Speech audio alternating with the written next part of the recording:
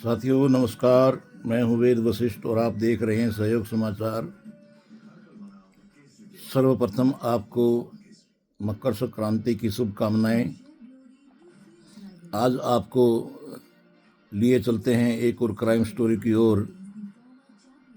असंध में जो घटना हुई है उसकी चारों ओर चर्चा है कि कैसे एक पोते ने ही अपने दादा दादी का मर्डर कर दिया, मौत के घाट उतार दिया। जहाँ रिश्तों की बात आती है वहीं आज के इस समय में कोई अहम महत्व नहीं रहा रिश्तों का, चाहे वह रिश्ता भाई बहन का हो, माता पिता का हो, पिता पुत्र का हो, दादा दादी का हो, किसी का भी रिश्ता हो। चाहे आज का युवक, आज का व्यक्ति मोह माया के जाल में है, ज़मीन और पैसे के उधेड़-बुन में है और पैसे के महत्व को आगे रखते हुए कोई भी रिश्ता इस समाज में टिक नहीं पा रहा है। घटना है असंध की, जहाँ पर रविंद्र नाम के एक बाबा ने, जो मंदिर में रहता था, अपने दो साथियों के साथ मिलकर कैसे फिल्मी स्टाइल में अपने दादा दादी की हत्या कर दी और हत्या करने के बाद वहीं पर रहा।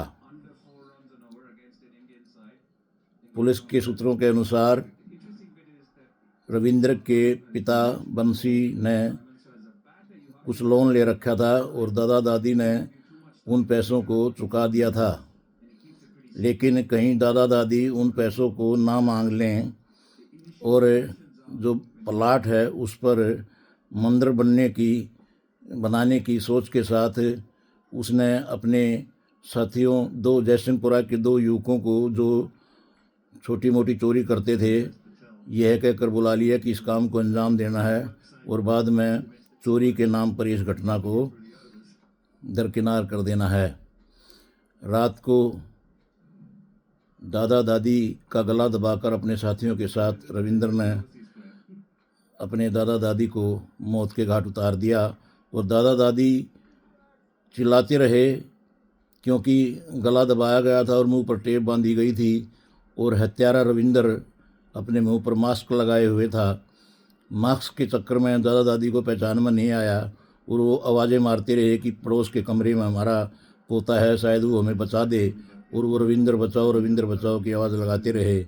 लेकिन उनको ये नहीं मालूम था कि खुद रविंद्र ही उनके लिए हत्यारा बनकर आया है। रविंद्र ने मुंह दबाकर और गला घोंटकर दादा दादी की हत्या कर दी।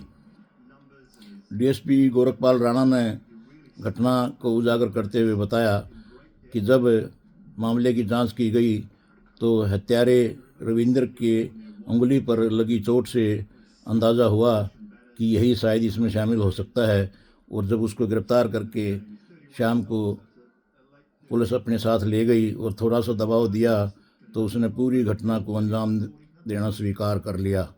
इस प्रकार रिश्तों के कत्ल का एक गुनहगार पुलिस के सामने आ गया और जयसिंहपुर के दो युवा भी उसके साथ जेल की सलाखों के पीछे होंगे। फिलहाल पुलिस मामले की जांच कर रही है और देख रही है कि इस मामले में कोई और तो नहीं है, कहीं किसी और का सहारा तो नहीं है, लेकिन पुलिस ने 12 घंटे के भीतर ही इस मामले को, इस डबल मर्डर को सुलझाकर असंध में जो सनसनी फैली हुई थी उसको रोक दिया। और पुलिस महकमे ने ये काफ़ी अच्छा कार्य किया है, क्योंकि आजकल रोज़ाना हत्याएं अपने ही अपनों की कर रहे हैं और पुलिस बड़ी संजीदगी से हत्यारों को पकड़ने में लगी हुई है। आपको इस घटना से काफ़ी नफ़रत और घृणा हुई होगी, क्योंकि 15 लाख और प्लाट के लिए ही दादा दादी की हत्या कर दी गई। उनके खुद के खून, जिन्होंने उसको कंधे पर बैठाया होगा, पाला होगा, परोसा होगा और उंगली पकड़कर चलना सिखाया होगा, छाती से लगाया होगा, उसी ने ही 15 लाख और प्लाट के लालच में कि 15 लाख ये मांगेंगे नहीं और प्लाट पर मंदिर बनाएंगे और इस मंदिर पर हम बैठ जाएंगे, ऐसा सोचकर दादा दादी की हत्या कर दी। दादी की उम्र 75 वर्ष बताई जा रही है और दादा की 80 वर्ष बताई जा रही है। दोनों दादा दादी अब इस दुनिया में नहीं हैं। शाम को दाह संस्कार करने के बाद जब पुलिस ने जांच की तो रविंद्र का चेहरा सामने आया। रविंद्र पास के एक मंदिर में बाबा के रूप में काम करता था और पूजा पाठ करता था। क्या ऐसी घटनाएं समाज में रुकनी चाहिए? क्या समाज को जागरूक होना चाहिए? आपका क्या कहना है साथियों?